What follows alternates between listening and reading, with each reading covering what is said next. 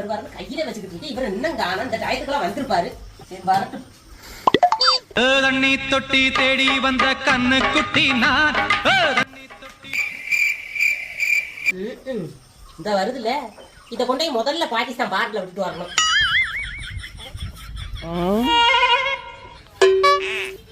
கிணற வீட்டுக்கு வெட்ட சொன்னா ரோட்ல அங்கெங்க வெட்டி வச்சிருக்காங்க.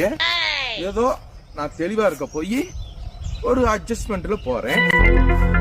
இத போதையில வர வேணா என்ன பண்ணுவேன், நேரம் உளுந்து போய் சேர்ந்து. உங்களுக்கு அறிவோ அறிவு